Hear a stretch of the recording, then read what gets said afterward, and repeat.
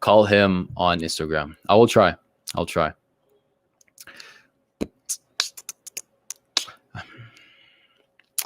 Okay, Mike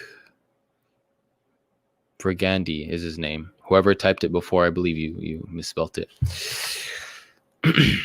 Let's see this. I don't live in the UK, no. I live in Canada. Alhamdulillah. I'm going to call him.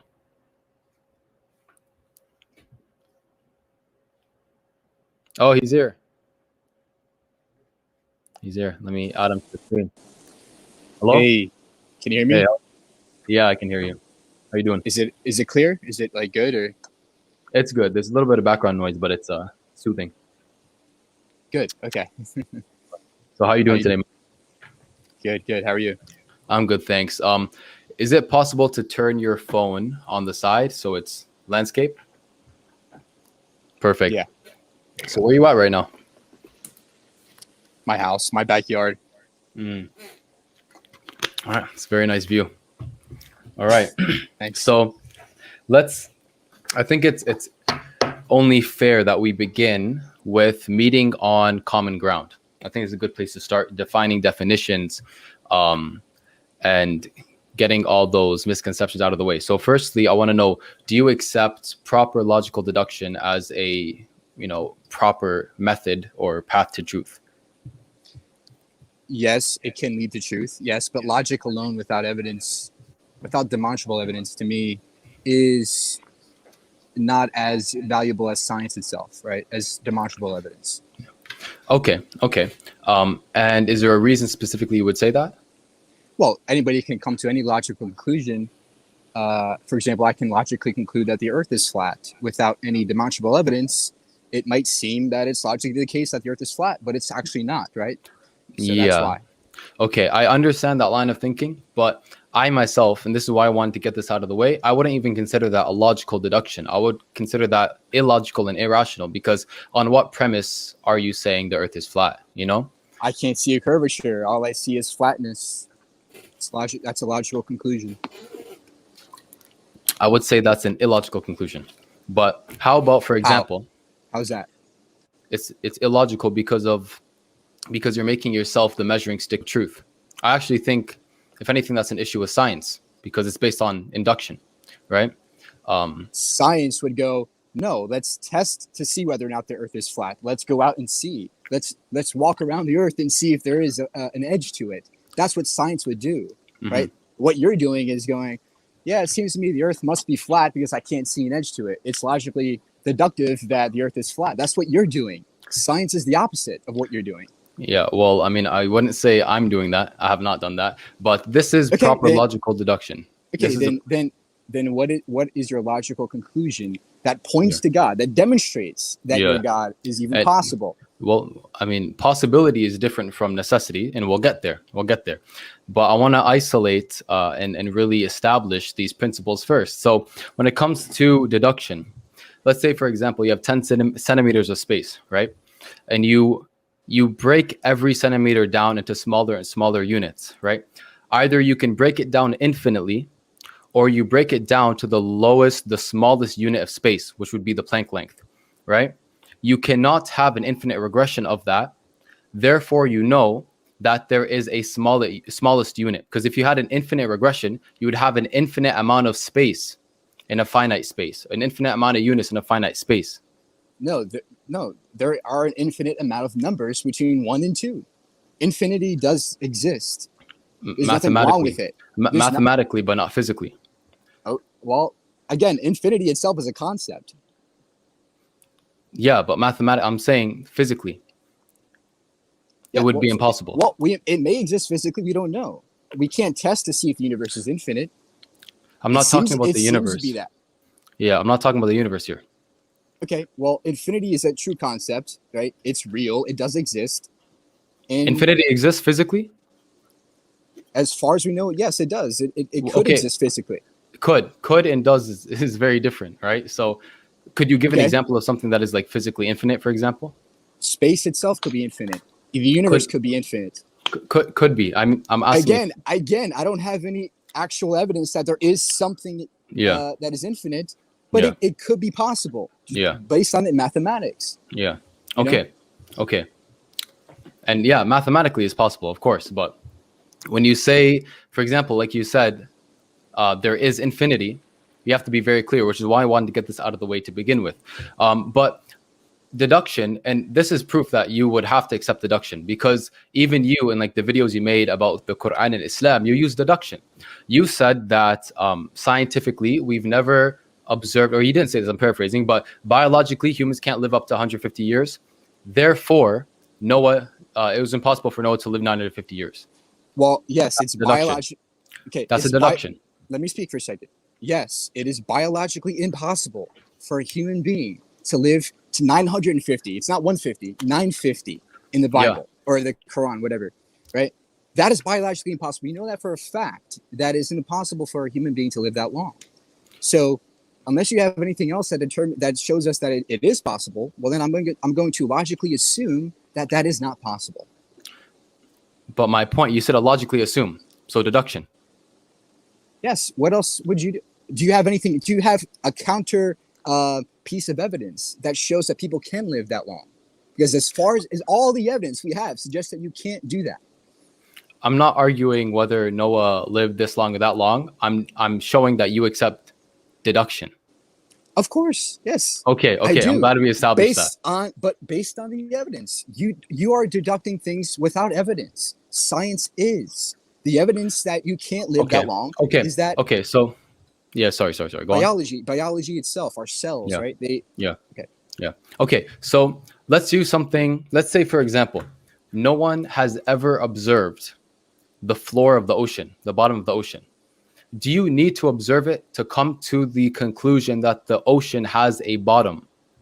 Well, we actually have observed the bottom of the ocean, but hypothetically, if no one has ever observed it, you don't have to observe it directly, but you do have to observe it indirectly by understanding that there are depths. There are bottoms of lakes, for example, and bottoms of ponds. So you can deduct that there is a bottom of the ocean, for example. Okay, so let's say that you've never seen the bottom of any body of water at all. You can logically, deductively come to the conclusion that the ocean has a bottom. Otherwise, the water wouldn't be there. So you can logically assume that, yes, if you have any acknowledgement of depth or bottomness, it doesn't have to be specifically water, but any kind of understanding of bottomness, yes, you can deduct that. Okay. I don't see what is the point here. What are you trying to get to? Aren't we talking about God, right? Isn't this all about God? Okay. Yeah. The reason I wanted to get this out of the way now is because I wanted to meet on terms where we both agree deduction is a valid method to truth. And now that we've done this, because my argument is deductive, it's a deductive one, it's an ontological one. It uses first principles. So we need to deduction with evidence is a viable option to truth, yes. But logic alone is not. Because again, I can say logically anything is true without actual evidence. Okay, mathematics is like the first principle, right? Because with everything you need a first principle. For example, the scientific method is the principle that is used. You can't test the tester. You can't test the method. You assume it to be true, right? So even induction is based on the method actually produces results, and that's what we can test. Yeah, but how do you know that those results, because they're coming from the method, how do you know the method is producing true results? Because they correspond with reality. If I want to know if gravity exists, all I have to do is drop this iPad 1,000,000 times, and I can see that, yes, it's falling every single time. Therefore, the results, the method is true. It works. The method works. Okay. Yeah. So, but this presupposes certain things. It presupposes that, one, the universe exists in a particular way. That's a presupposition. Two, it doesn't presuppose that the universe exists in a particular way. We can observe patterns. Yes, we can observe patterns. We assume those patterns are true, but it's not necessarily presupposing anything like that, like what you're saying. Just that there are patterns. If somebody didn't presuppose that the universe exists in a particular way, there would be no such thing as science, because there's no consistency. It seems to be that the universe works in a specific pattern. Yes, that's all. So it exists in a particular way. And that is presupposed, yes, because that's what the evidence shows. That's what the evidence can demonstrate and produce. Okay, exactly. And when it comes to the scientific method, we presuppose that that is a valid method to truth, that it works. You cannot test it. If you were to, and by the way, when you said that So you I can can't- drop so- something, so I let me can't finish. test- Let me I can't finish. test Let me. this. I'm getting to that. I'm getting to that. If Okay, you go ahead. drop that 100 times, if you drop that 100 times, you're using the scientific method. So you're using the scientific method to prove the scientific method. That's circular reasoning. No, I'm not. I'm using the scientific method to demonstrate that gravity is possible. I'm giving a label to a pattern in the universe. I'm saying I'm talking. I mean, you misunderstand my point. I understand what you're saying, but you misunderstand my point. That the scientific method is presupposed to work. You can't prove the method works. You assume it does. You're the evidence that we have in front of us, the phone that you're using, is evidence that science works. Okay. The iPad, everything around us that we've produced due to science is evidence that science works. And how did you acquire that evidence? Because using we the have scientific iPhones, method. Because we've used iPhones, we've used these things, we've built these things based on science. Science works because we have results, iPhones, iPads, things like that. Exactly. So we're using the scientific method, assuming it to be true, and taking those results. If we use those results as proof that the scientific method works, that's circular reasoning. Well, you see what I'm getting at? Yes. So the evidence shows us that the scientific method works. What else works other than science to you? What is a better method than science? No, I'm saying that the evidence doesn't prove the method works. The method working is presupposed. Look, the results show that the method works because the results correlate with reality as best as we can see. And we see the reality and experience it and understand it using observation and the scientific method, correct? Yeah, yes. So you can't observe the scientific method. So you can't prove it. That's my point. Are you serious? It's assumed to be true. People do science all the time in laboratories. We can do science. We can observe science happening and we can see the results. You can't observe the method. You're not making any sense. I don't think you're understanding what I'm saying. You can't test the method. You can only use it and suppose it to be true. Presuppose that it works. We test the method every time we do science. Every time we do science, we test the method because it results in things that we can use in reality. It results in iPads. It results in physical things that we can use. Cars are a result of science. The scientific, you know how much science goes behind a car, how the engine works, the tires. Okay, a lot of science went into that. Yeah, let me explain it like this, because a lot of people who love science, and science is beautiful, they misunderstand this, because behind every science there's a philosophy. There's a philosophy of science. And if you don't understand the philosophy of science, and if you don't understand that science is faith, that the future will behave like the past, then your understanding of the method is flawed. If you don't understand that the method is presupposed to work and we assume it works, then if you try and prove the method using the method, that's circular reasoning. This is why it's fallacious. It doesn't make sense. And I can say the same about you. I can say you're just logically assuming and you don't have any way to test your logical assumptions. I can say this thing about you. But science, the difference between you and science is that science actually produces results. Again, I keep saying the same thing because you're not understanding. Science actually produces results that we can test, that we can observe. Yeah, falsifiability. I agree. But my point is what science is predicated on cannot be proven. It's assumed to be true. That's my point. And I agree. I think that's... Give an example of that. The scientific method itself. Observing observations and coming to certain conclusions, and the entire method of induction based on observation is assumed to work. It's assumed to be true.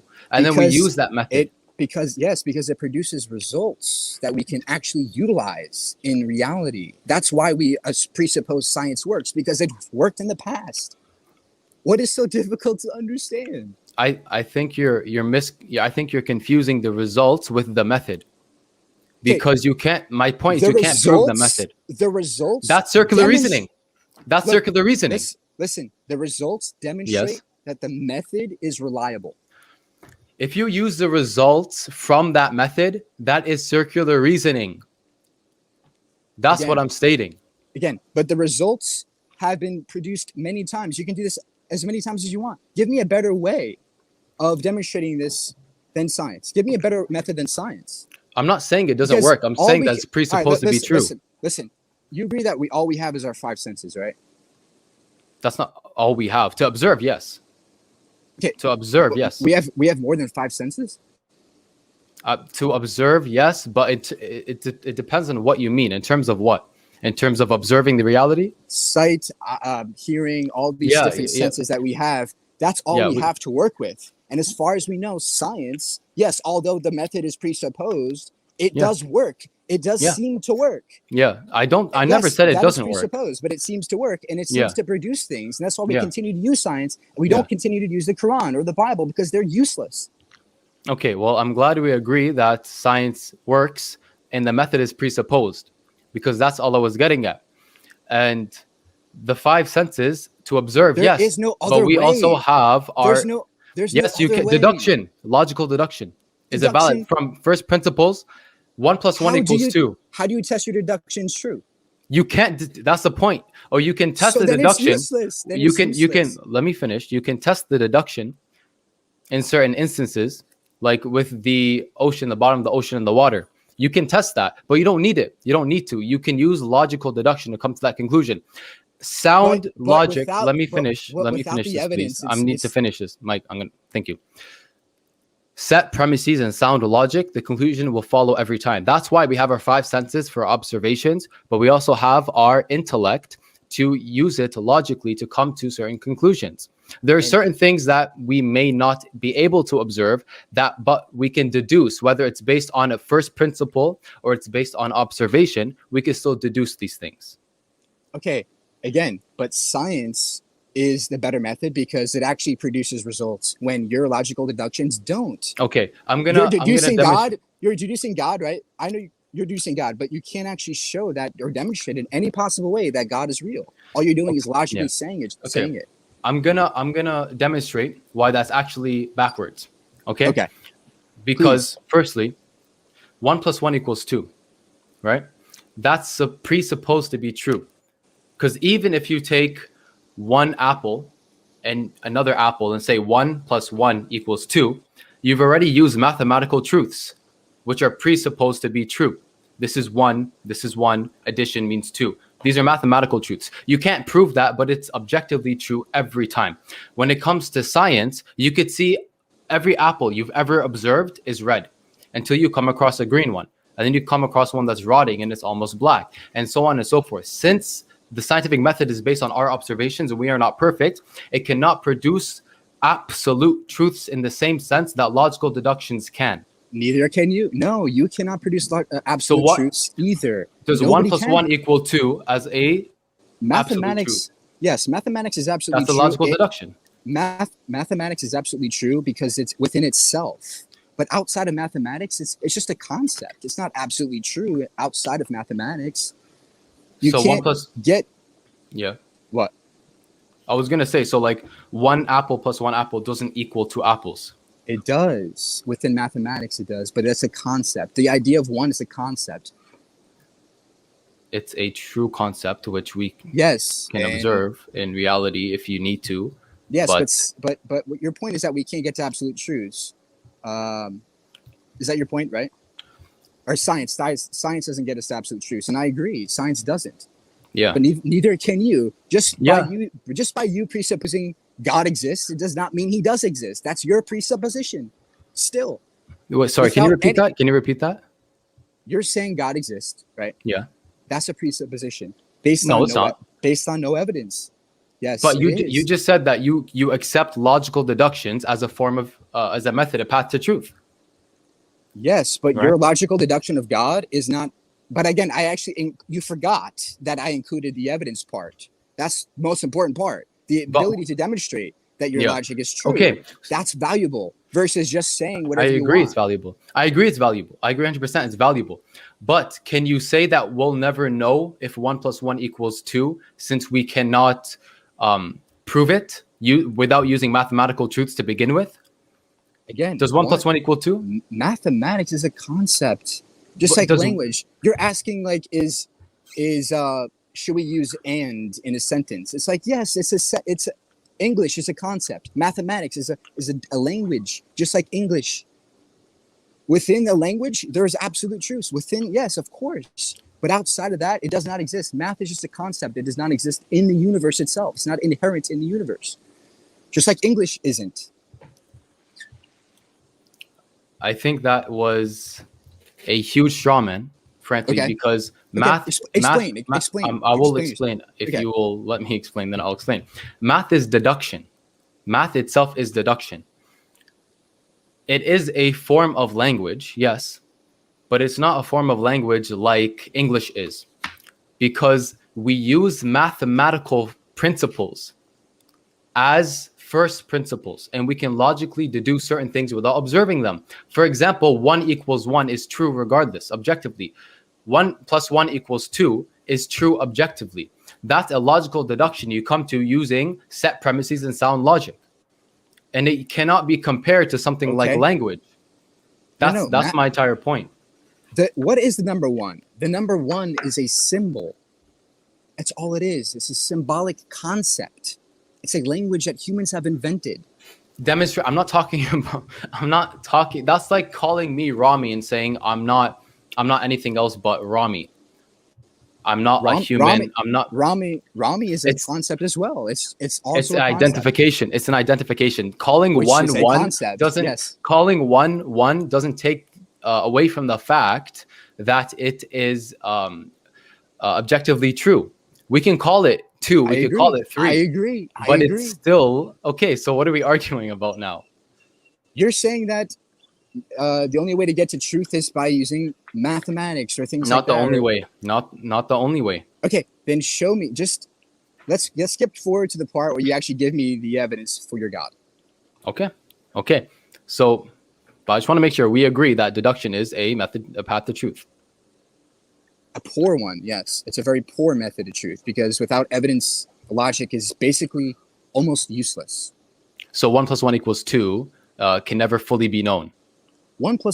Mathematics is separate from logic in the fact that it's a mathematical proofs, right? It's a language that we've described using abstract things, abstract symbols that represent physical objects in reality. That's what math is. Yeah, they represent an objective truth that 1 = 1.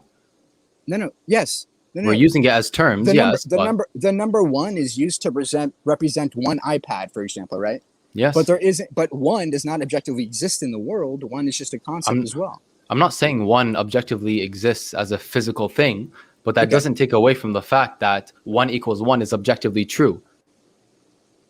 I'm not arguing that it isn't. I agree with that. Exactly. So my point is, if you say, for example, very simple, 1 + 1 = 2, that's using set premises and sound logic to come to a conclusion that nobody can dispute regardless of anything.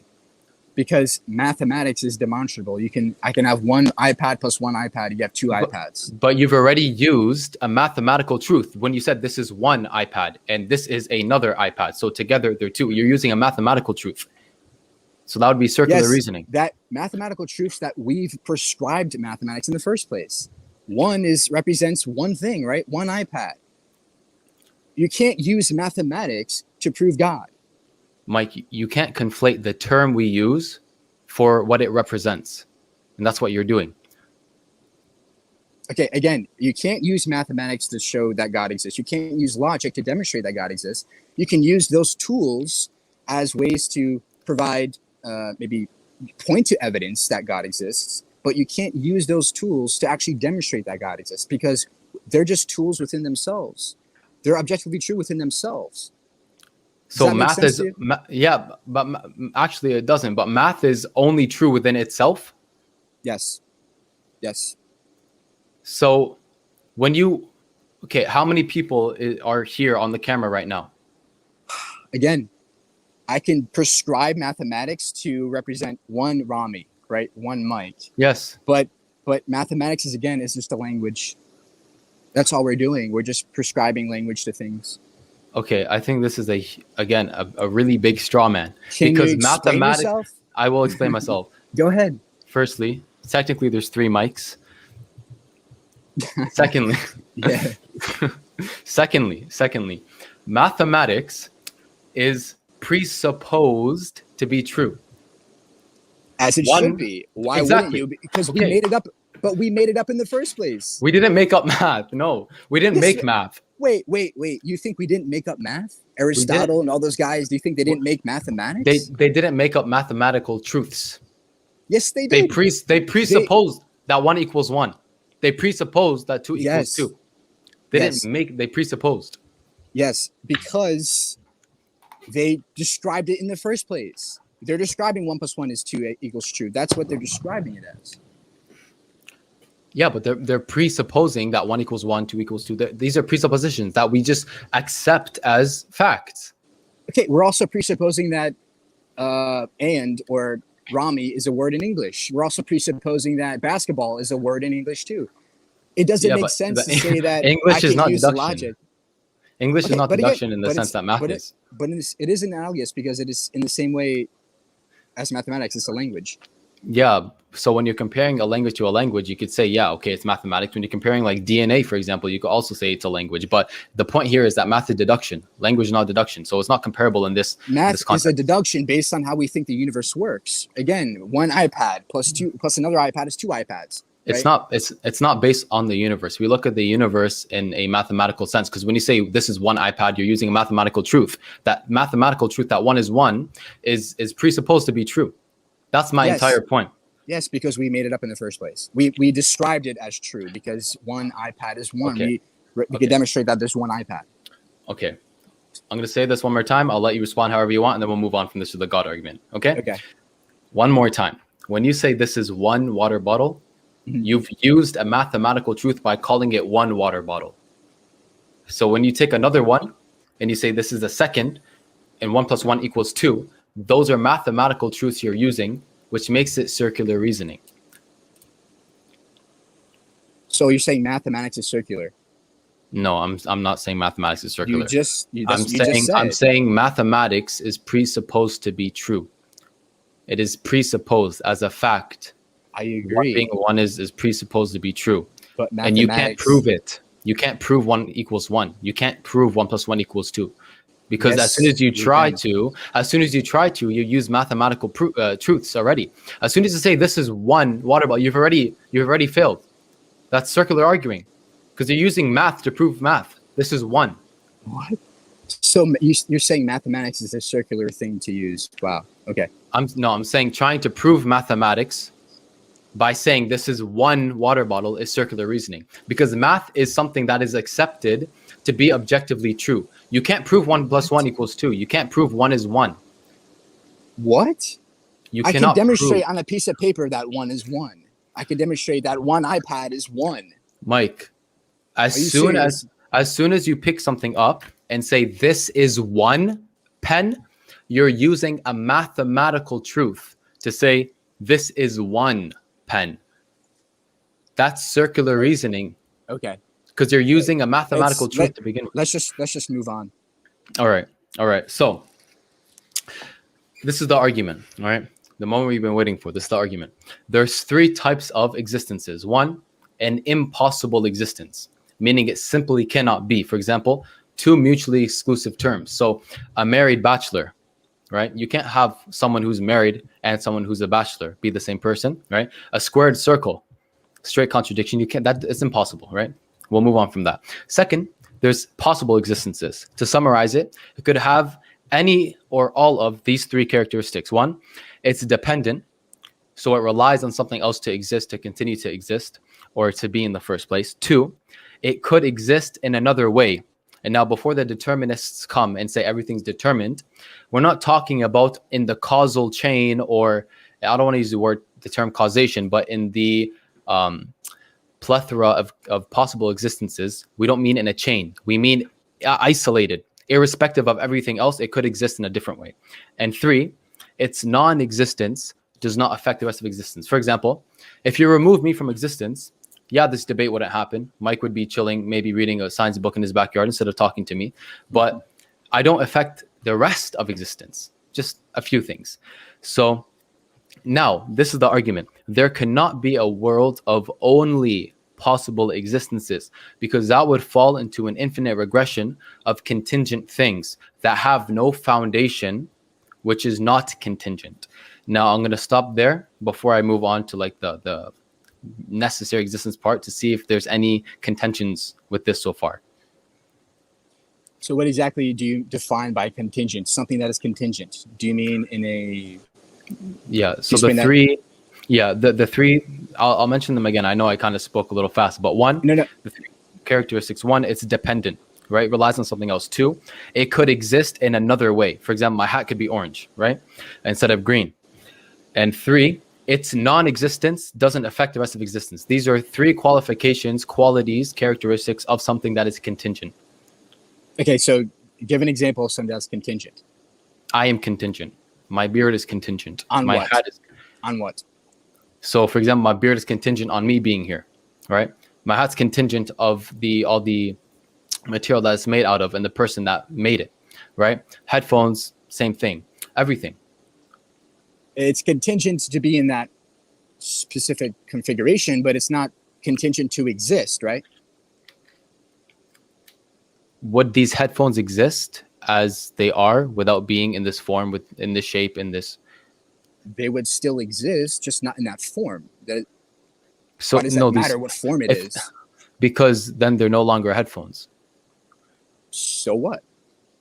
They would just be particles of something else. Okay, so are you saying that particles would be the necessary existence? We don't know. Particles just exist. I mean, they seem to be infinite. They seem to be eternal. We don't know how they got here, if they did get here.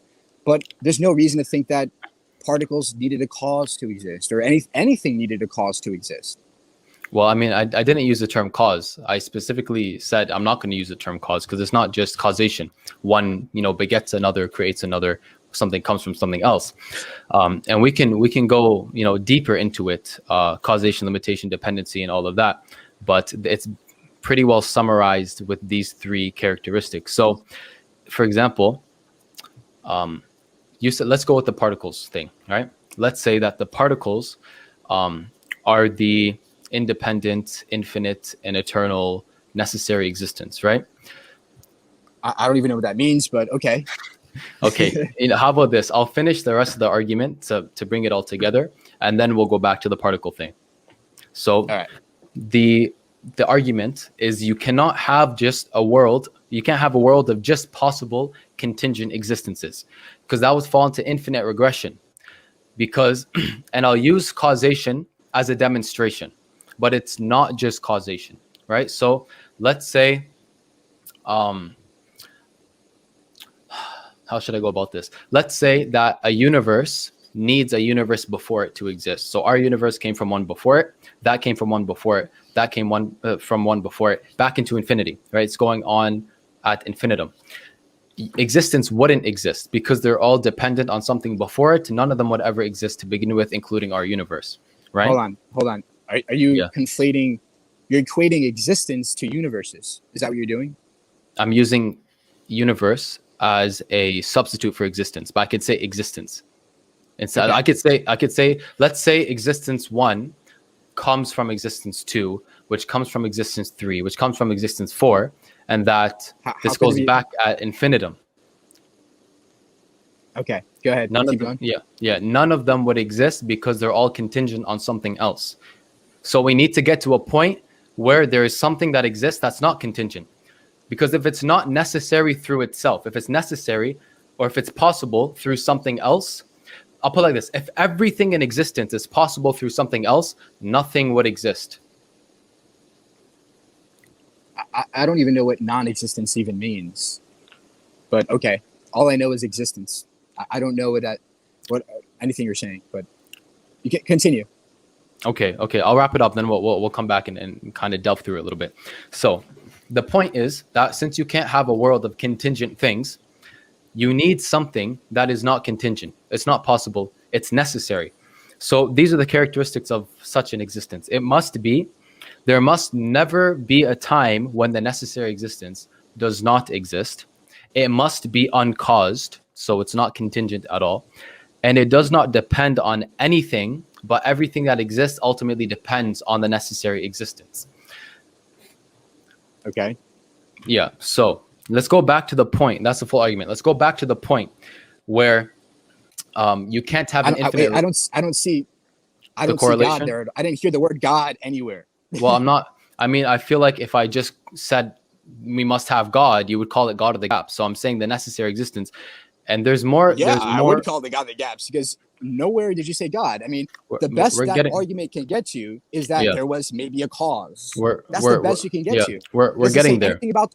Let me Yeah. talk. It doesn't say anything about the cause. You have no idea what the cause even is. All you're doing is assuming that the cause is God. Makes no sense. Okay, that's not what I'm doing, and I'm going to demonstrate how. Okay, I'm Okay, going to go go. ahead. We'll go in depth. And I wrote these down because I thought it would come up. So let's talk about causation as one of the points, because we know that things can cause other things. Do things that no. wait. Let me be very clear about my wording. I never said everything that begins to exist has a cause. I said we know things cause other things. Yeah, things cause other things to change, yes, but not to exist. So me coming from my mother didn't cause my existence.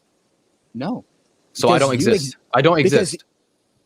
You stop using strawmans, okay? How's it a straw man? Because I'm speaking right now. Because you, as a Rami, right? That is a label, but you are just a collection of particles. That's what you really are. So when you say my mom made me exist, no, she didn't. What she did is she provided one single cell that produced you. You existed. Your particles existed before your mother. They existed, as far as we know, for as long as we can imagine. Okay. So yes, you always existed as far as we know. Your particles always existed. Okay, let's go with that then.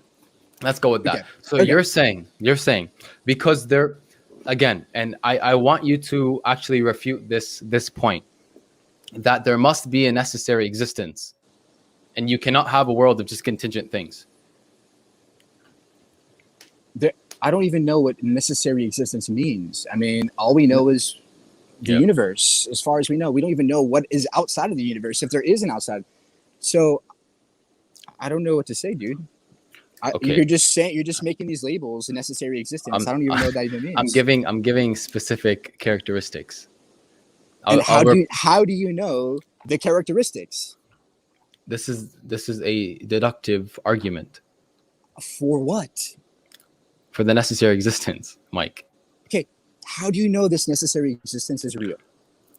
Because there are contingent existences, and you can't have a world of only contingent existences. But we just went through this. I'm not contingent on anything. My particles have always been here. Okay, so you're saying that, in essence, particles would be the necessary existence. They are the thing that's not contingent upon anything else. I'm not assuming that. I'm just simply saying there's no reason to think that we are contingent or the particles are contingent to anything. They might be. Okay, but there's no reason to think that. Okay, so for me to be here, I'm contingent on the particles that make me. For you to be here, yes, you're contingent on your particles. But no, not to exist in the first place, but to be in that room you're in, yes. But that doesn't matter. In the grand scheme of things, you would still exist.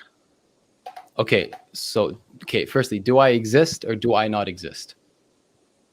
You exist. Okay, thank you. Glad to know. I thought I was going crazy for a second. No, you're not understanding. You're not understanding what I'm saying, and it shows.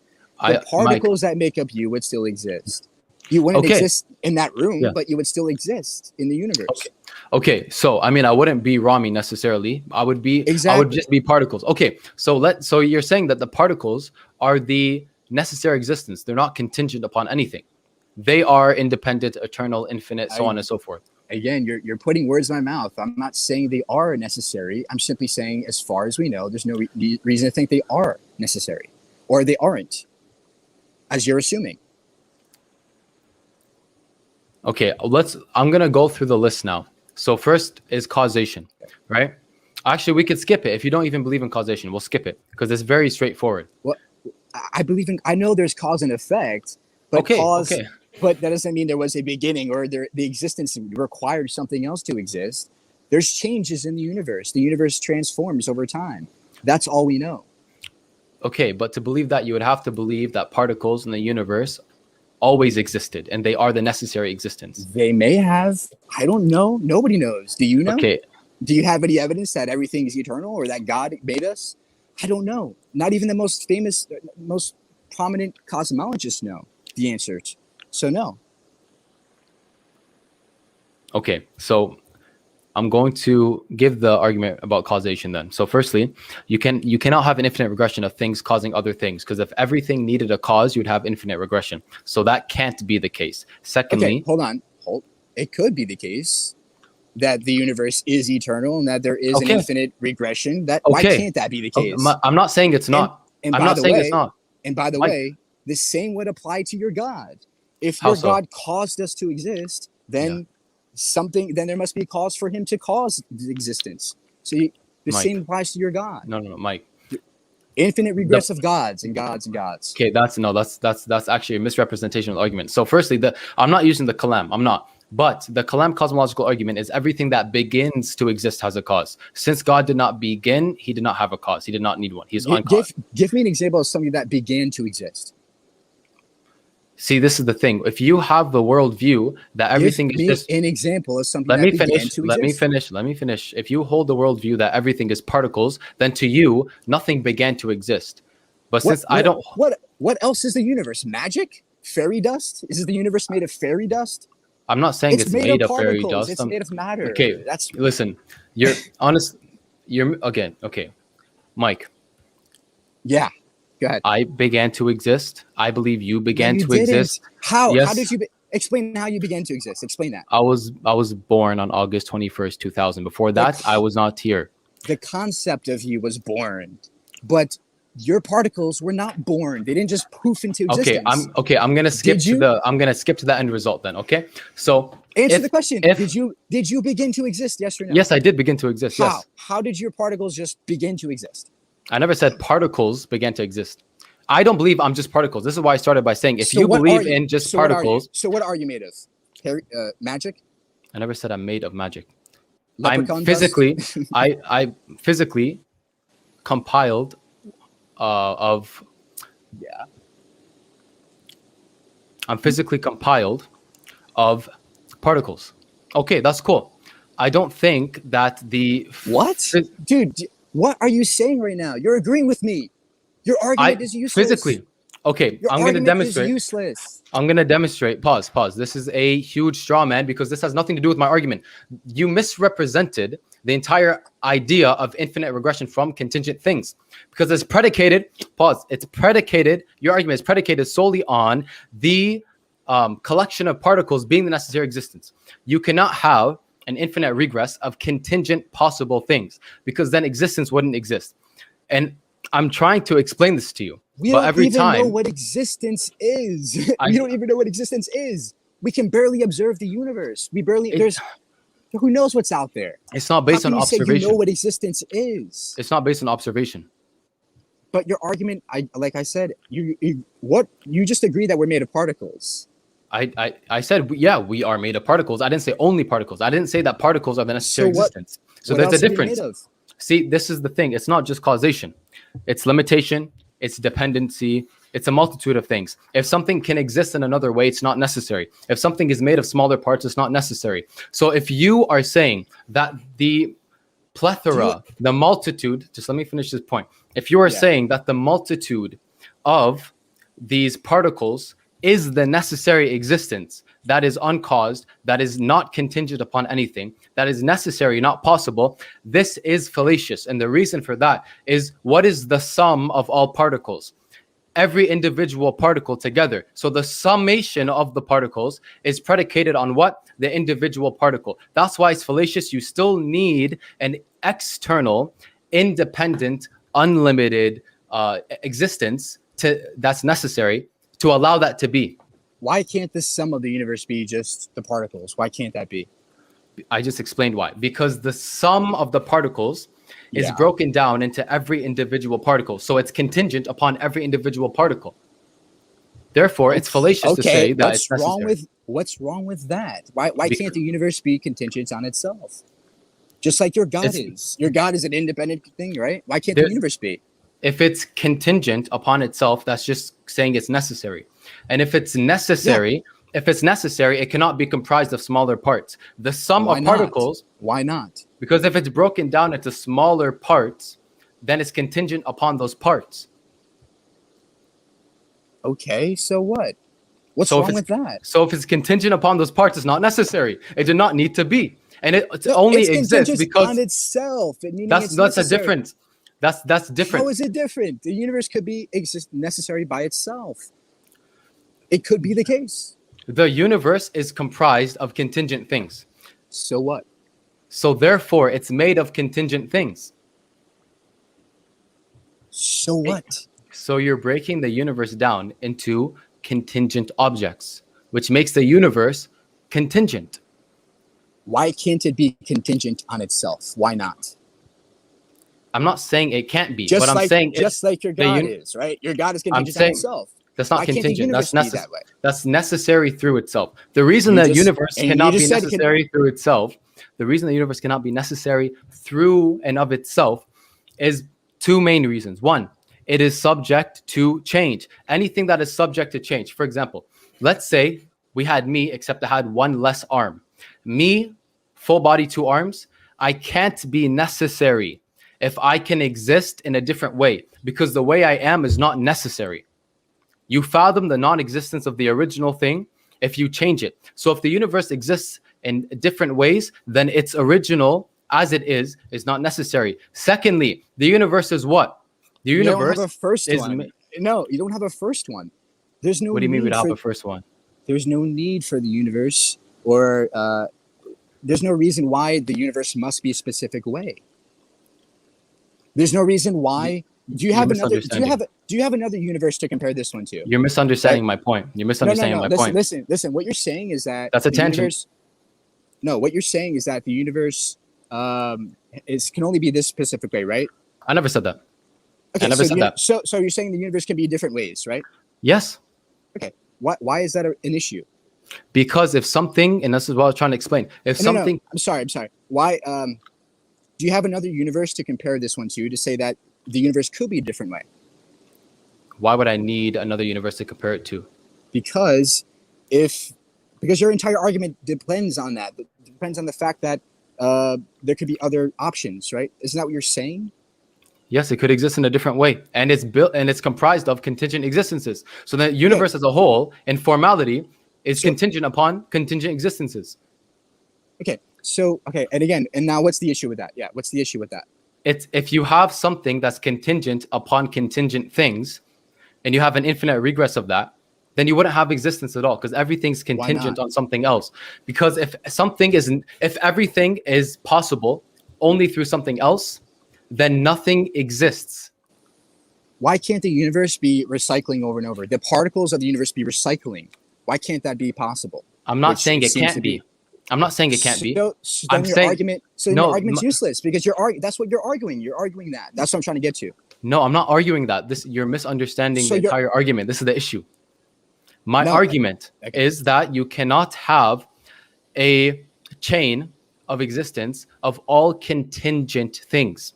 The reason this is an issue is if everything is contingent on something else, then there is nothing to bring anything into existence. Because for me to exist, I'm contingent on something else. For that thing to exist, it's contingent on something else. Infinite regress, and nothing would exist. So I'm not saying it's impossible for the universe to be recycling itself and so on and so forth, but I'm saying it's not the necessary existence. It would still leave an empty slot where there must be something that is necessary through itself. The universe, if it's recycling itself in its closed system, that's fine, but that doesn't make it the necessary existence. Why not? Why not? Why can't the universe be recycling over and over again in the way it is? Explain. It can be. Again, you're completely misrepresenting my point. No. If you're saying it can be, then your argument is not what you're arguing for. Your argument is useless. You're not. You don't understand. What's my argument? What's my argument? That the universe must be contingent to something else, and you just admitted that it doesn't have to be. No, so argument. I never said it doesn't have to be contingent. I said specifically. Everybody who's watching. Watching. Play back. He just said it. He said it's possible. Play back. I said it's possible for the universe to be recycling. I never said that means it's not contingent.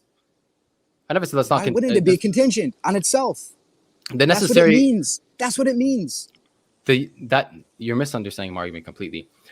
The universe. Yes, you are, Mike. Yes, you are. I'll explain it in depth. Okay. Go ahead. Again, let's say there is a necessary existence. The necessary existence creates the universe in a closed system where it's recycling itself. That's possible. But you cannot say that closed system is a necessary existence in and through itself, because anything that's subject to change, you must fathom the non-existence of it in its original form. And even if you say that there's no such thing, the universe just is a bunch of particles, this is the issue. The universe as a whole, I'm going to give two examples. I'll start with particles. When you say particles, you mean the sum of all particles, then the sum of all particles is based on every individual particle, meaning the entire summation is contingent upon every individual particle. That is why it cannot be necessary. You're just repeating yourself again and again. Yes, because you're not understanding. Because you're not understanding my entire argument. You're not understanding, dude. You just said the universe could possibly be recycling over and over again. There's no issue with that at all. But that doesn't make it necessary. Okay, it doesn't have to be necessary. Exactly. And by the way, just you said before, whatever is subject to change. Well, isn't God subject to change? Doesn't your God change, or he's always the same?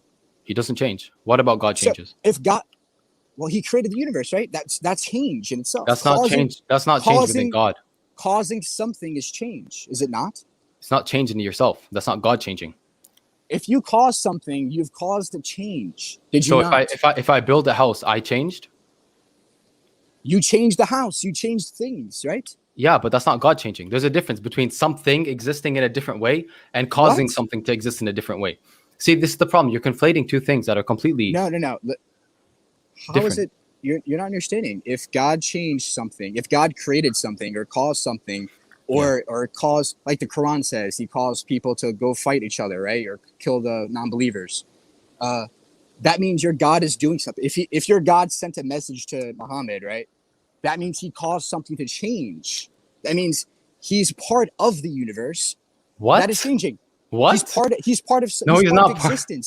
He's part of the change. He's part of the change. He's part of the chain of existence. He's part of the chain of existence. That doesn't mean he exists in a different way. Complete straw man. That's off topic. But you said that isn't God outside of space and time? Yes. So then he's existing in this chain. How can he exist in this chain? I didn't say if he's outside of time and space. When I say chain, I mean God makes the universe, for example, and then all these things come about in the universe. God is the beginning of that chain, but he's not within the closed system of the universe. But he gave him a message. But he gave him a message to Muhammad. How is that not part of the universe? He sent an angel to deliver a message. That doesn't mean that God is a part of the universe. What? You think God's not part of the universe? Do you believe in God to begin with? Do you believe God to begin with? So are you going to say you're going to argue that God's a part of the universe? I'm not saying. What a great argument. You're trying to argue. Ridiculous, man. Okay, amazing. I'm not trying to be mean here. Okay, really, congratulations, Mike. You're a good guy. But I appreciate it. But if God gave a message to Muhammad, that means he's part of the universe. No, he doesn't. Okay, demonstrate it, please. How does it mean he's part of the universe? How? How is he a part of the universe? If God came down and gave me a message, that would mean he's part of the universe. God didn't come down. He did not come down. That's what we're saying. See, you can't provide an example. Then how did Muhammad get the message? Muhammad's down, right? Muhammad is down, right?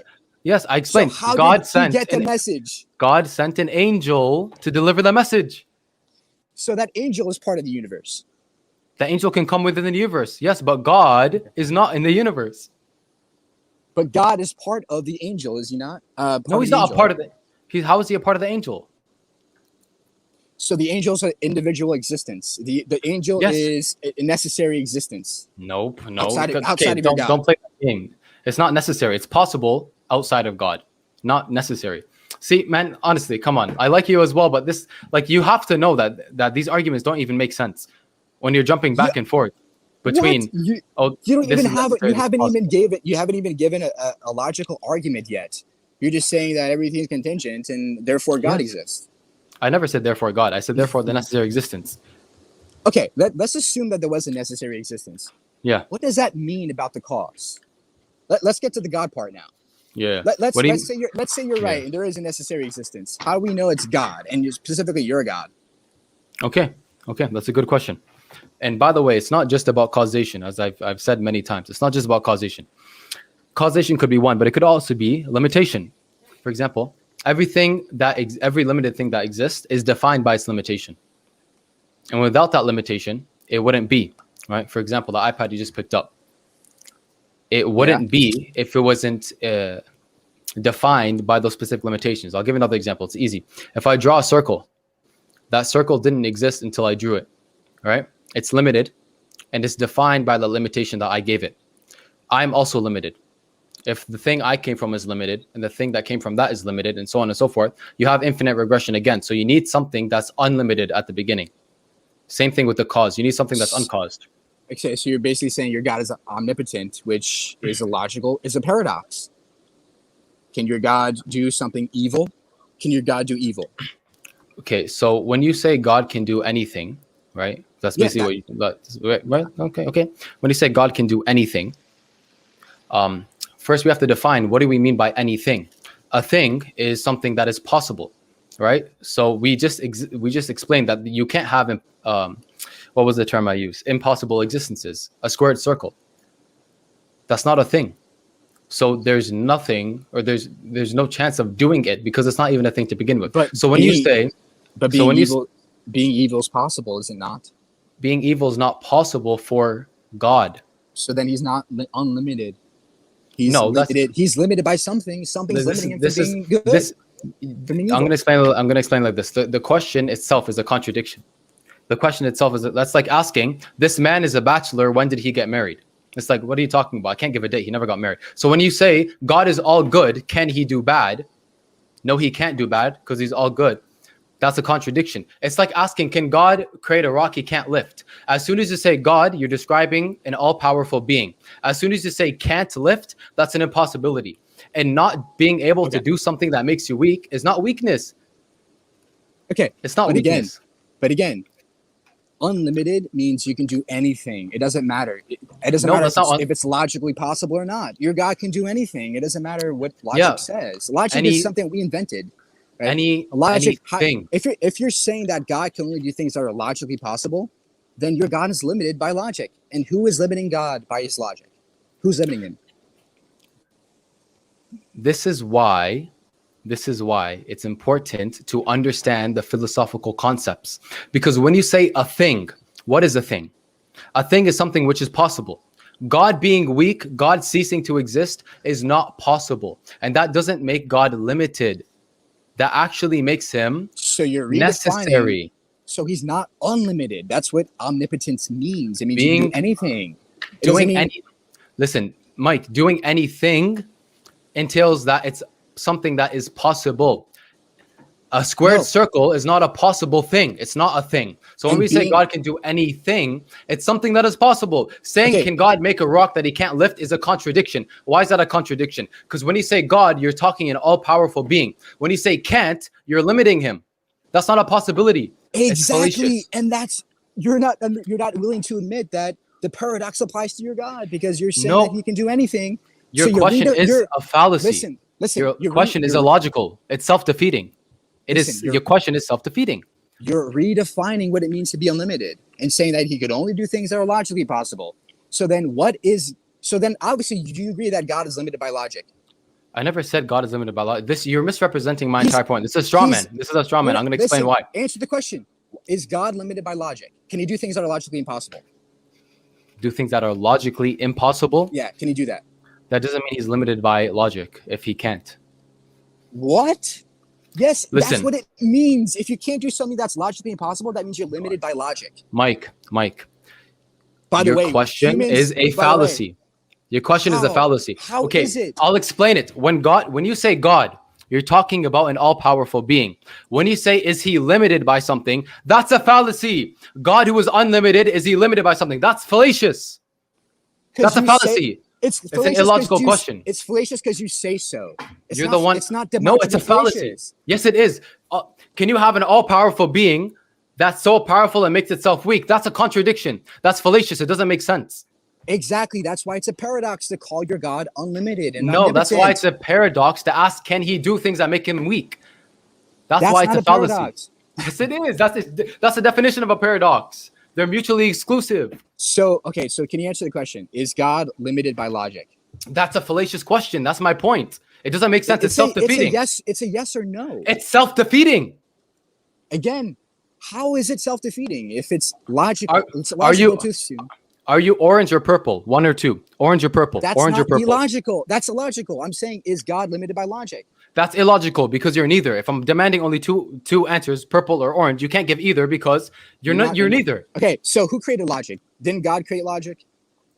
When you say logic, you mean, I think he cut out. I think he cut out. Man, wallah, I'm trying to be nice, bro. I'm trying to be nice. He keeps misrepresenting my argument.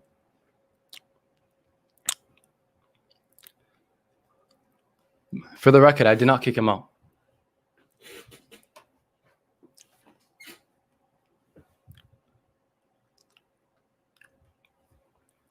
Okay, he's back. Sorry about it. I don't know what happened. Probably Wi-Fi.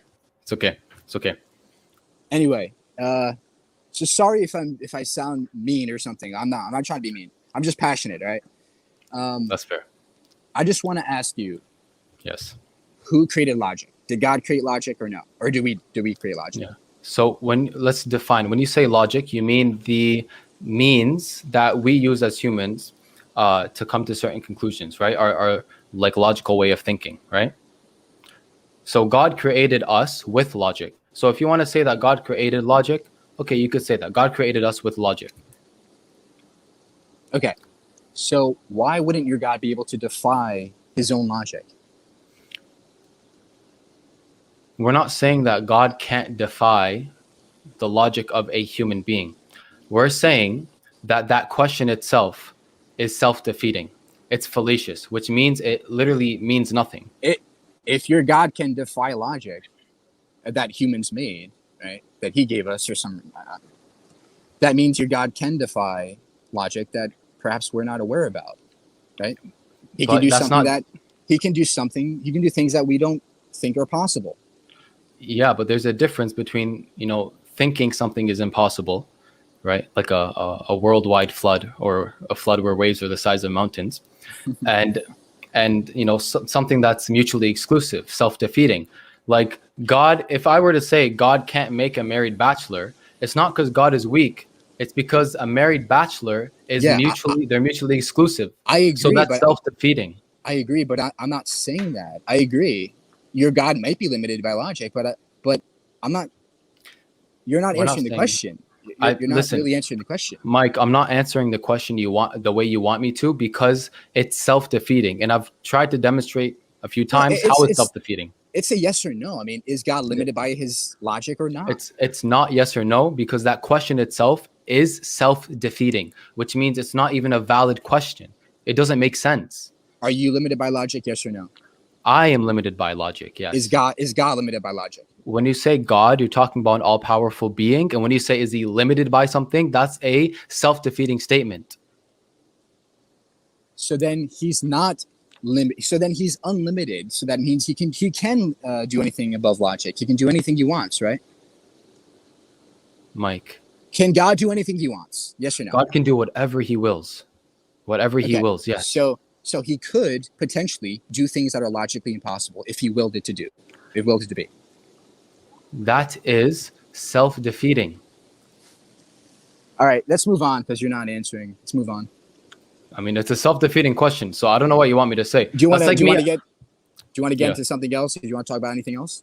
We'll move on. We'll move on. Honestly, I got to go in a few minutes, but I got some more time. Okay. Talk more later if you want. Okay. So I've basically gotten to the point where I've demonstrated how a necessary existence must exist. I haven't really heard much of a response or a refutation to that point. It's just, why can't the universe be that? Why can't particles be that? But we've basically agreed that there must be one. No, I haven't. I did not agree that there must be one. I'm saying that there might be one. We don't know, and you don't know either. Just because I do know. But that just there because must you be a logically necessary existence. just because Sorry, you go on. deduct it by logic does not mean it's necessarily true. If You're just the premise deducting is things you want. if no, it's not what I want. If the premise is true and the logic is sound, the results will follow. Yes, and I disputed you many times How did in you your dispute? logic How did you? Okay, do it again if I because missed it. your logic assumes that something began to exist, and that's not true. No, Nothing no, that's began to you're exist. I never said that. That's the kalam. I mentioned it, but that's not my argument. This is my point. I'll give you the three. So then you agree that the universe could have not just began to exist. The universe could have always been here. Do you agree? It could be eternal. Yes, it could be eternal, So but that so then doesn't mean. the Yeah, let me argument finish. doesn't. Let me finish. Let me finish. It could be eternal. That doesn't make it necessary. You can have a sun that's eternal. The sun's rays would also be eternal, but they're not the same because the sun's rays depend on the sun. They're not the same. So just because it's eternal, even if it's eternal and infinite, it does not make it necessary. The sun's rays wouldn't depend on the sun. Could they be there without the sun? If all there was a sun and the rays, then all there is particles, right? You're just describing it as a sun, but it's just particles that were always there in the first place. Light was always there. Light is a particle, okay? Lights are photons. I've They already perhaps have always existed. And again, if anyone's not answering the question, it's you. I've explained many times why the particles in summation cannot be the necessary existence, and why even if they worked in a closed system, you would still need an independent, unlimited, necessary existence that does not need anything from anyone to exist, that can exist necessarily by itself. I don't see how you got there at all. That's the issue. I don't see how you got to that, because the universe could just be the necessary existence. Okay, so you agree there needs to be a necessary existence? No, I'm saying the universe could be necessary. I'm not saying there must be. That's what you're saying. I'm saying there could be. So there could not be. It's possible that there is no necessary existence. Is that what you're saying?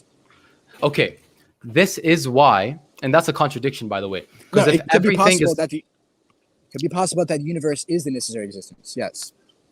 That's not what I asked. Is it possible that there is no necessary existence at all, regardless of what it is? Is it possible? I don't know, but the universe could be eternal and necessary. It could be. Eternal and necessary are not the same thing. Okay, well, it doesn't matter. It could be eternal and necessary. Okay, I'll give you that. Maybe it's necessary, maybe it's not. I'm trying to find out, do you agree that there must be a necessary existence? I don't know. When you say the word must, I don't know. Like, I don't know how to demonstrate that. A must. A must is a very profound word. Yes. You're saying that there must be a necessary existence. Yes. I don't know. I don't know that. There could not be. Okay, this is why it's illogical to say that it's even possible that there's no necessary existence. If everything is possible through something else, everything that exists is only possible through something else, nothing would exist. Nothing would exist if it's only possible through something else. That's like a mom giving birth to itself.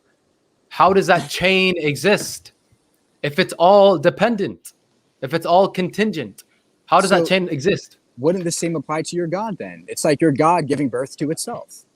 That doesn't make sense, because we're not saying God is contingent or possible. We're saying God is necessary. How convenient it is that you make up whatever you want and say that must be the necessary existence. No, I'm not saying the necessary existence must be God. That's what I believe. And I'll get to that. But when I'm talking about the necessary existence, I'm talking about how it is necessary, why it's necessary, why it's impossible to have a world of only contingent existences, why having a necessary existence is, as it's called, necessary. There's no way to refute that, Mike. That's my point. Yes, There's no way around that. Okay, what's the refutation? Nothing is contingent on anything else to exist. I just explained this. We explained this before. I'm not contingent on anything else to exist. Okay, so are you a summation of particles? Yes. Yes. Okay, that summation is contingent upon every individual particle. Yes or no? It's made up of the particles. Sure, my existence is dependent on my existence. Yeah. Wow. That's not what I said. That's not what I said. That's what you're saying. You're saying my particles are. That's not what I'm saying. You're saying That's not what my I'm saying. particle is dependent on my particles. Yeah. No, I said that the summation of all the particles together, which make up you, me, the universe, can be broken down to every individual particle. And anything that is subject to being disassembled cannot be the necessary existence. Therefore, even if particles are recycling themselves and everything is just physical and whatever, I can give you that. It doesn't matter. You would still need something that is necessary because the particles themselves would still be contingent. That's what I'm saying. And what's the issue with particles being contingent on other particles? So why can't that be? So particles are dependent on other particles and particles are dependent on other particles. They're like dependent on each other. Yeah. Why can't that? Why is that impossible? Yeah. Because essentially you fall into the same fallacy. You're just pushing it a step back. So let's say I depend on you and you depend on me, right? We would never exist. We would never exist to begin with. Because for me to exist, you need to exist. But for you to exist, I need to exist. No. You're not. The existence of me does not depend on anything to exist. I'm giving it. Okay, fine. Let's forget you and me. Let's say particles, particle 1 and particle 2. Okay, just to make it simple. Okay, let's say particle 1 is dependent on particle 2. Particle 2 is dependent on particle 1. Since they're both dependent, they both could never exist because they depend on each other. How would they come to be? Does the existence of this iPad depend on my existence? No, it doesn't. You're just assuming that. No, Mike, I want to take a step back. You said, what if particles are dependent on other particles, right? Yeah, which I don't mean in terms of existence. I mean the cause and effect of it. But that has nothing to do with existence. It's a separate issue. Yeah, I'm not talking about cause and effect. I'm talking about existence. Yeah, and my existence is not. There's nothing in the universe that's contingent that needs something else in order to exist. There is nothing like that. And what makes you say that? Can you demonstrate? Do you have an example of something that requires something else to exist? Well, I actually gave a few examples. You just don't accept them because you think everything's like particles floating around. But this is my point. Even if everything is particles floating around, the summation of particles is still a contingent existence. It's not possible through itself. It still needs something else, something necessary. That's my point. Why can't the universe just be necessary? Like, we're going in circles. So because I'm trying to demonstrate how. I don't know, honestly. Anything else you want to talk about? Anything else you want to talk about before I go? My phone's about to die. Damn. Okay. Well, I mean, we'll cut to the chase. When it comes to necessary existence, right? I honestly don't think you've adequately refuted the idea that necessary existence must exist. You said maybe it's universe, maybe it's particles. I've demonstrated how that is actually not possible. That's not feasible, and that they would still be contingent. Just not in the way of causation, because it's not just about causation. Contingency is many things. But let's now go to the necessary existence. If the necessary existence is necessary, it doesn't need anything else, right? But we exist. Contingent existences exist. Now the question that must be asked is why or how? Either the necessary existence willed or decided, or it was forced to. Is there a third option? Either it willed to create, or it was forced to. Yeah, necessary existence could just be necessary. That's it. It doesn't have to have a will or it doesn't have to have a mind. It doesn't have to have a intention. It can just be the way it is. I agree. It could just be the way it is. But my point is, the necessary existence exists irrespective of anything else. But we're contingent, and we exist. You haven't demonstrated that we are contingent in order to exist. Yes, I have. Okay, so what are you contingent on in order to exist? Well, according to you, I'm going to take your worldview because you believe that everything's just particles, right? Well, yeah, it's not magic, it's particles, but go ahead. Okay, I never said it was magic, honestly. But what else is the universe? What else is it? I'm going to answer the question now. So if everything is just particles, then the entire universe is what? It's a summation of particles, and anything that is subject to being disassembled cannot be necessary. It cannot be, because if it can exist in another way, then it's not necessary. It can't be. It must be contingent. So even if everything is just particles, okay, khalas, that means like, okay, enough in Arabic, and that's it, okay, but that doesn't mean it's not contingent. It still needs something that is necessary for it to exist in a closed system. Yes, and you haven't demonstrated that. That's a great logical assumption, but That's not an assumption. That's a deduction. To be That's true. not an assumption. That's a deduction. Based on an assumption, you don't have any evidence for. It's based on first. It's based on first principles. What's the principle that shows you that my existence is dependent on something else to exist? I've explained it like multiple times. The universe as a whole. Yeah. I have. Okay, you know what? Fine. Well, enough disputing between me and you. We'll let whoever's watching decide. If you have a summation of particles, that summation, whether it's finite or infinite, it's dependent, it's contingent upon the components of it, which could be broken down to every individual particle. So therefore, the entirety of the universe is contingent on these particles. That doesn't mean that the particles are the necessary existence, because if you take one individual particle and remove it from existence, you still have the rest of existence. If you take the summation of particles, they're still contingent on every individual particle. So no matter how you look at it, it's not necessary. We're not saying one particle is necessary. We're saying that the universe itself is necessary. We're not saying one particle is necessary for everything else to exist. We're saying the entire universe is necessary. Whatever the universe, in my definition, is everything that is and ever will be. Okay, and that's a perfectly fine definition. And what I said about the universe, even using your worldview that it's just particles, shows that it's impossible. It's not a worldview. That's what the evidence demonstrates, that we are just particles. We can literally see them and use them and utilize them and play with them. Okay. So I've used that.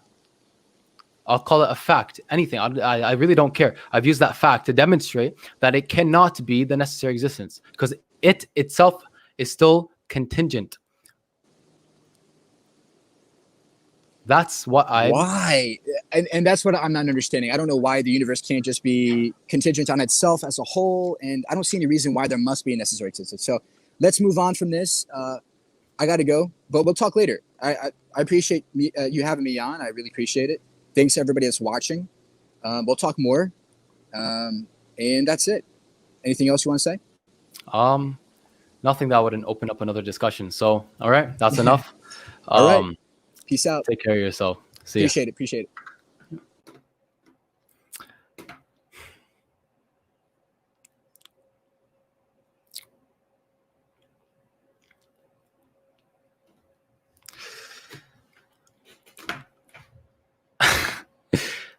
I don't know why he couldn't understand that, but khalas. I tried not to get angry at like some low jabs, some low blows, but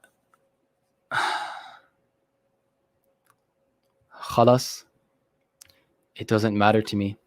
Yeah, philosophically illiterate. Yeah, and that's why I tried to establish some things from the beginning.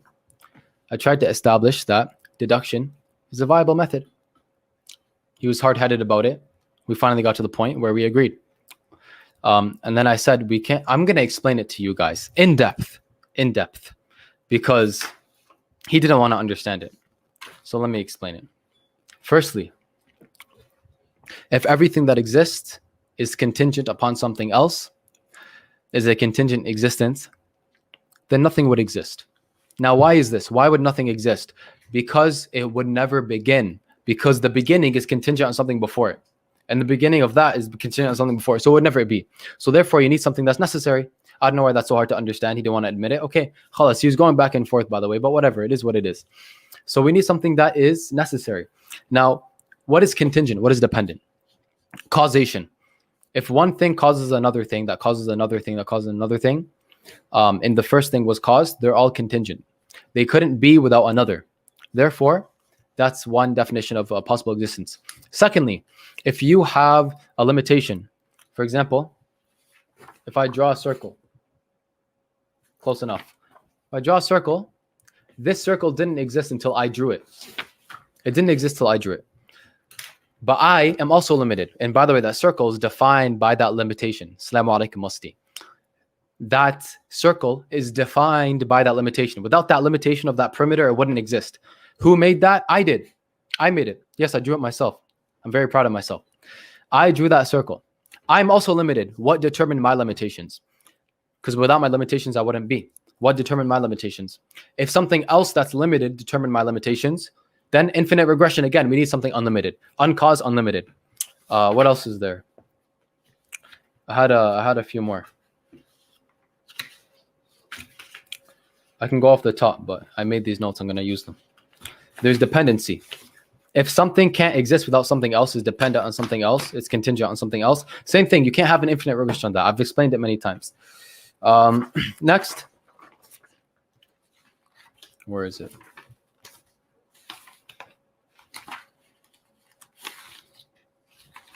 Next, if it exists in another way. If something can exist in another way, then it's not necessary. Why is it not necessary? Because it doesn't even have the necessary qualities.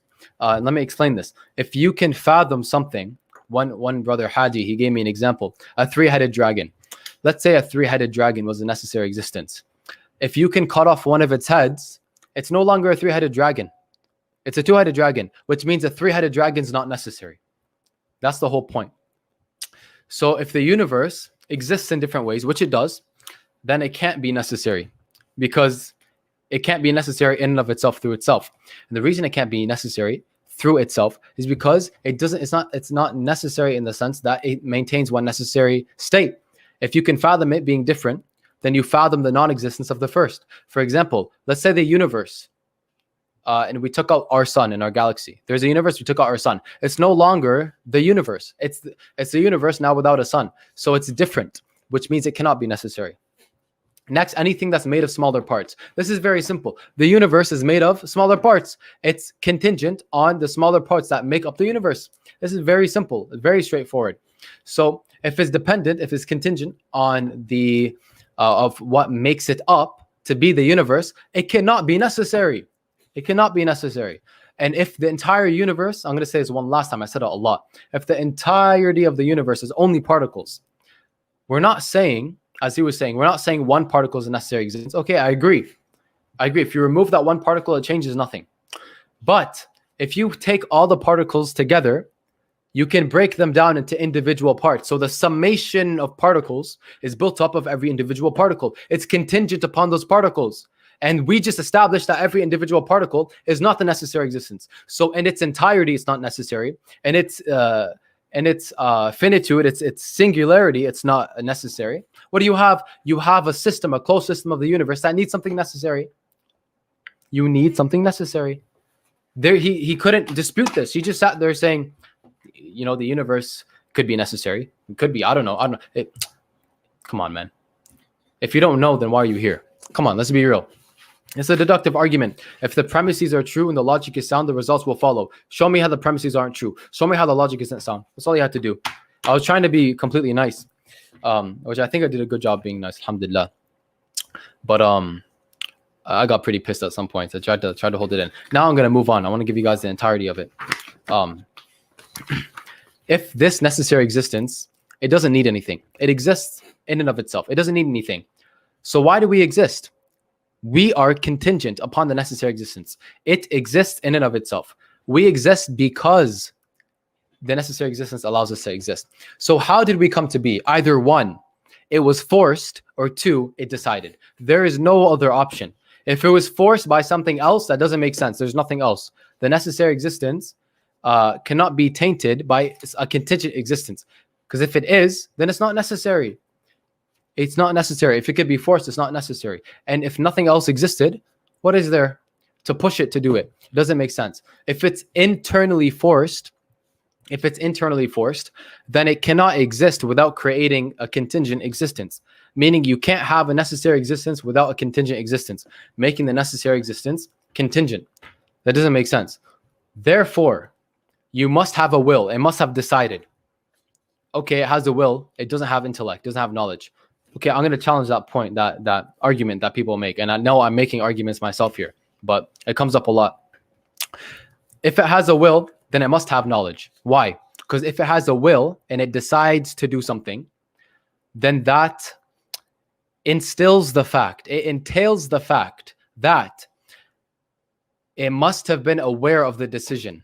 It must have been aware of the decision. And what is awareness? Awareness is knowledge or perception of a situation. If awareness is knowledge and perception of a situation, then it has knowledge, it has perception, it has consciousness, it has a will. It decided and it intellectually created the universe. There is no, or what argument would you bring against that? What argument could you bring against that? So it has a will, it has knowledge, it's conscious, it's aware, and it decided to create the universe. So now I actually made a list of what we end up with. And by the way, I want to explain, you can only have one necessary existence. You can only have one. Because if you have two necessary existences, they're both contingent on each other. Neither of them are necessary. You still have the same problem. So we have one necessary existence. That's eternal. That's infinite. That's independent. That's uncaused. All things that we have proven with this deduction. It created existence in a particular way. So it has a will and it has awareness. And at the same time, let me say this about a will. If you don't accept the necessary existence has a will, then you have no way of answering the question, why does the universe exist in a particular way rather than another way? Why does it exist the way it is and not a different way? Why? If it wasn't a will, you have no answer to this. There had to be something to decide that. Anytime there's specificity, something decided. For example, our DNA, the way I look, is predicated on the way I look is predicated on my DNA. My DNA was a blueprint. My DNA was a sorting agency for how I turn out. What about the entire universe? What was the sorting agency for that? You have no answer. You have no answer if you don't have a will. Therefore, God has a will as well. So he created the existence in a particular way. So it has a will. And because it has a will, it must be aware and conscious. It must have intelligence. It must have knowledge perception, which I just explained. It must have the power or the ability to create. It must have creative capacity, and it cannot exist in any other way. It is separate from all contingent existences, and it's not comparable to them. And as Allah says in Surah Al-Ikhlas, قُلْ هُوَ اللَّهُ أَحَدٌ اللَّهُ الصَّمَدُ لَمْ يَلِدْ وَلَمْ يُولَدْ وَلَمْ يَكُنْ لَهُ كُفُوًا أَحَدٌ. Say he is God, the one and only.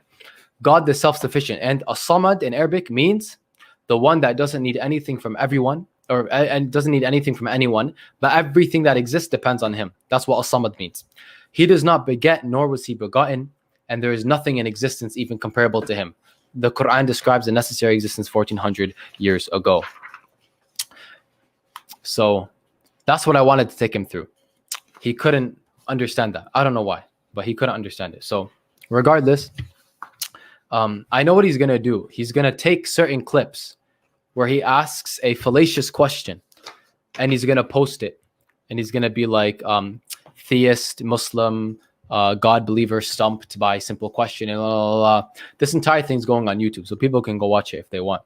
They could see how sad he seemed. But I want to leave you guys with something about Islam. Science is based on falsifiability.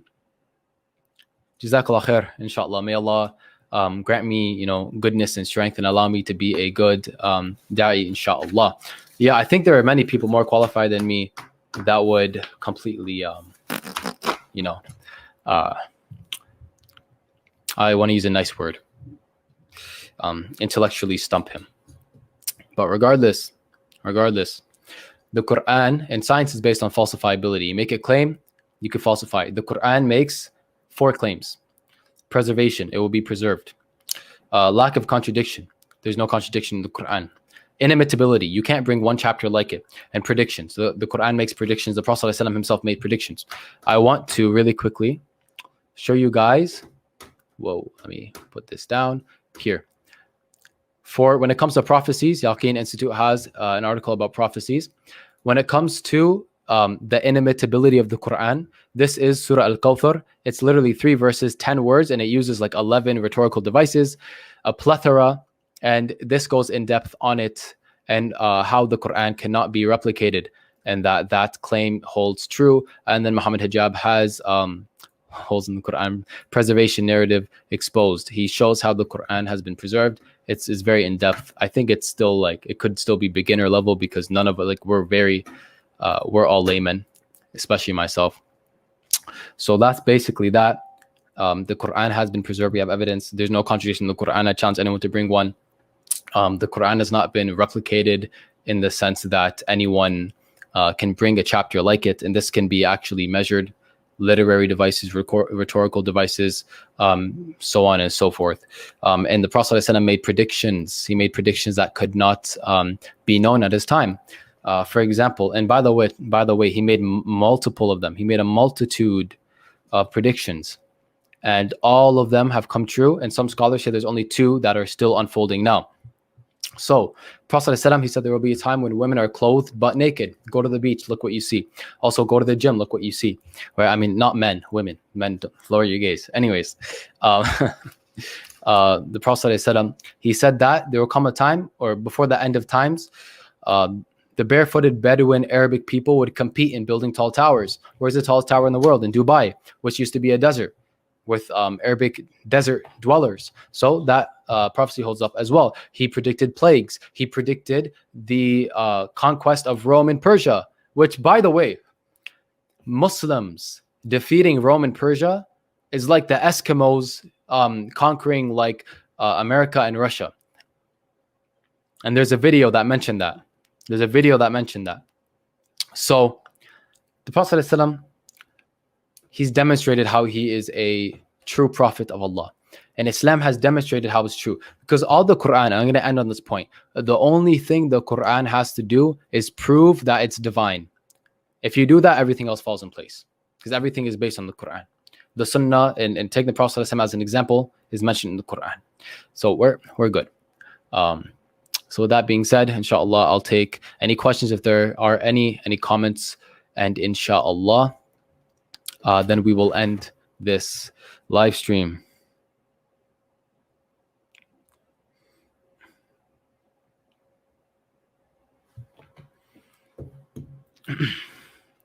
I would like to debate you. All right. Your way or Yahweh tested by fire. All right. You can message my Instagram. It's Rami.el-Khaleel, as seen on the screen here. What did Rami say? What did I say? Christians are here. There are Christians here to debate. Congratulations to them. Yeah, so I mentioned there can't be 2 necessary existences, because one of the definitions of the necessary existence is if you remove it out of existence, then it affects the rest of existence, right? So if they're both necessary, then neither of them are necessary. They're both contingent, which means you still need a necessary existence. They'd be contingent upon each other. They're contingent upon each other. So that wouldn't hold up. I wonder what you Muslims mean by necessary. We mean that it must exist, that it can't not exist. It exists necessarily through itself. It doesn't need an explanation. It just always was. And we need this because we can't have a world of only possible existences. Wa alaykum assalam wa rahmatullahi wa barakatuh. Mac. Wa iyyakum. I apologize if I didn't hold up to some of your likings. It's different. I don't know if I did good or bad. To be honest, it's different when you're actually in the debate. I tried to be very nice. But at the end of the day, I don't think he brought anything strong. He just kind of played dumb the whole time. But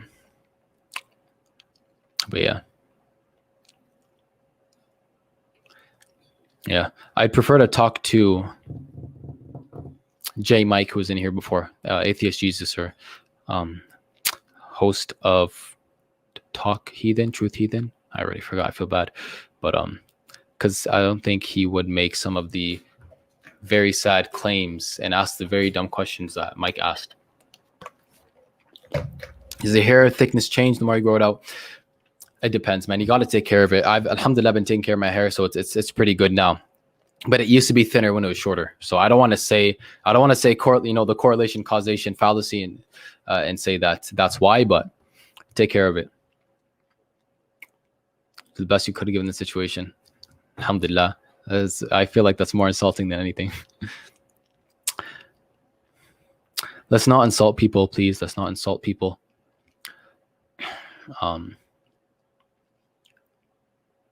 Yeah, exactly. J.M. Drake. I should start pinning comments. Let's see. Christian's argument is finished too. I don't know what you're referring to there, but I'm sure they are. Let's see this. Eternal physical existence is also fallacious because event X at time infinite is impossible. What do you mean event X at time infinite is impossible? Can you elaborate on that? My brain can't comprehend. When Rami going to get married? Inshallah soon.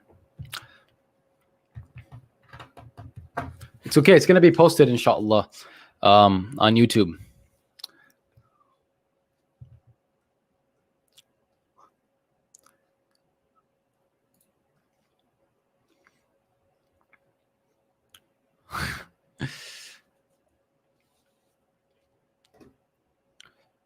How do you reply to an atheist saying that the Qur'an challenges circular reasoning fallacy? No, it's not. We're not saying the Qur'an is from God because it's I don't even know how you would make the argument, to be honest. But we're saying that the Qur'an makes claims that we can verify irrespective of the Qur'an. We're not saying like this is circular reasoning.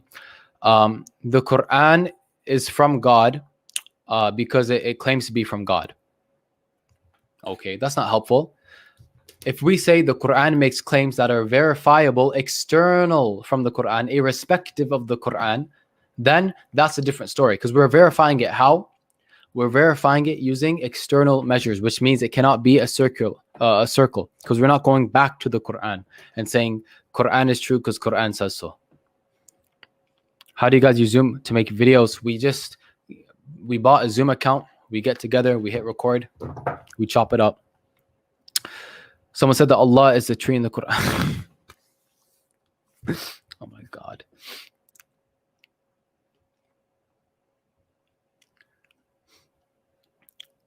Can we call? It's a little abrupt. You can message my Instagram, like I said, at Rami.al-Khaleel. What if they say Allah is contingent upon his attributes? That's basically calling him necessary. That's basically calling him necessary. If I'm contingent on myself, then I'm just necessary. But that's not contingent upon myself. That's necessary through myself. If I'm contingent upon myself, I'm not contingent. I'm necessary. So that's, like I said, a lot of the questions that are asked are really fallacious. They're just meant to trick you. Like Sister Milan was saying before. Don't get trapped in fallacious questions, because that's what he was doing when he asked, can God be limited by logic? God is all powerful. As soon as you ask, can he be limited, you've already contradicted yourself. So it's a fallacious question. I hope to accomplish the fact that the necessary existence must exist, and that we're describing the basic definition of God in the Quran, and that it's illogical to believe to disbelieve in a God type being. It's illogical to believe in a necessary existence. There's no reason to believe in it. Deduction is a very valid form of logic that every single human uses. Every single human uses and presupposes that is true. And I hope to guide people to Islam by the will of Allah alone.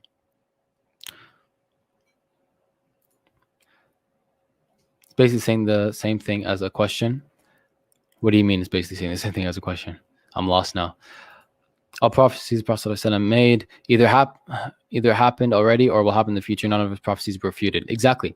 And there were some, like Surah Ar-Rum, specified time. It gave a time frame, 6 to 9 years. That very well could not have happened, but it did.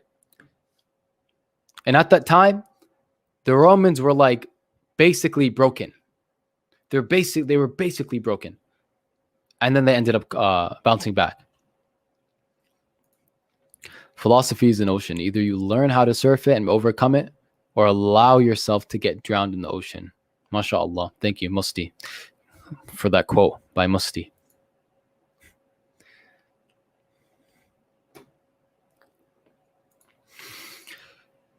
You know why there are so many atheists and mostly from non-Muslims? Why? Are you going to say Catholicism? How do you think qadr and free will coexist, bro? So just because Allah wills for something to take place, he allows it to happen, he knows it's going to happen, doesn't mean that he's making us do it. If someone makes the argument that if God knows what I'm going to choose, then he made me do it, you've defeated yourself when you said God knows what I'm going to choose. You've already established that you chose it. And denying free will is really, really, really, I would say, moronic. If you deny free will, like, you can do any number of things and you're conscious that you're doing them, but you're not the one who's deciding to do it. There's just it's just so illogical. It's so illogical. And people take the route of determinism and say everything's determined to happen by things that happened before, which seems to be a little more logical when you put it like that. I'm like brain dead right now. It seems to be a little more logical when you put it like that. But Faraz Zahabi, he was talking on a podcast with Joe Rogan. He mentioned that free will and determinism are like two trains that move simultaneously. They work in conjunction. They work together. But you can't say that free will doesn't exist. How do you deny free will? How do you deny that we can choose what to do? But you also can't deny determinism. You can't deny that just certain things happen. They happen once, they happen that way, and that it's like, khalas, that's just the chain. So I would say that our free will exists, but it's determined to happen. Our choices are determined to happen, but they're still our choices. I hope that came out right. My bad. I'm like brain dead after that talk.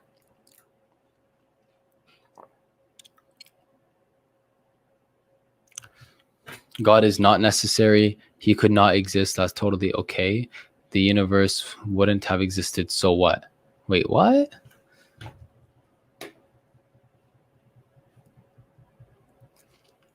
God, by definition, is necessary. So that's self-defeating. He could not exist. That's also self-defeating, because God can't not exist. That's self-defeating. That's totally okay. Well, it's self-defeating. The universe wouldn't have existed. So what? We do exist. Therefore, necessary existence. Come on, man. Don't make a fool of yourself.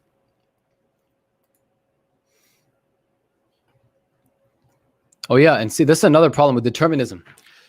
If someone says that everything's determined to be, and then their child gets murdered, they can't blame the murderer. They can't blame them.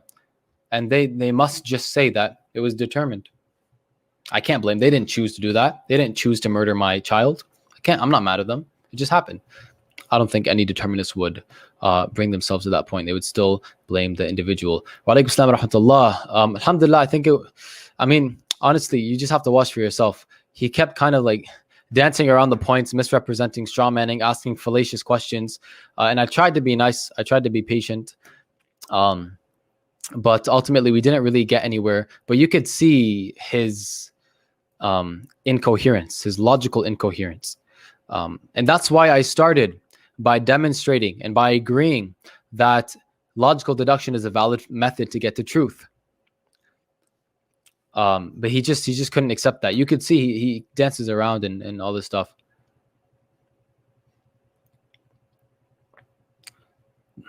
Wow, most atheists believe in the supernatural? Not this one. Not this one. Can't they also say punishing that person that killed the child is determined also? Yeah, they can say that. They can say that. I'm not saying they can't. I'm saying that they can't blame that person for doing it. But who's not going to blame the person for murdering their child? That's my point. The concept of morality can't exist there objectively.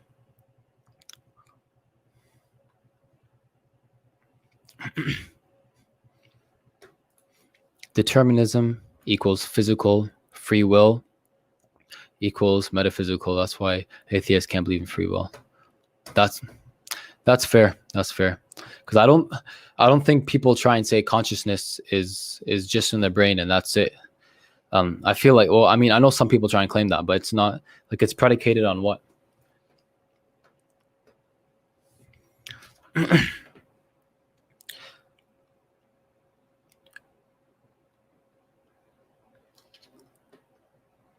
Why don't scientific atheists, the really smart ones, professors, why don't they use logical deduction to reach conclusions that we do?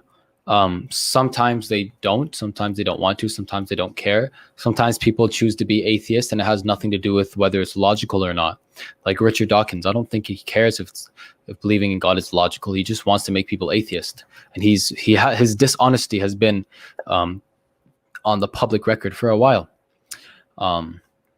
And scientists use deduction in science.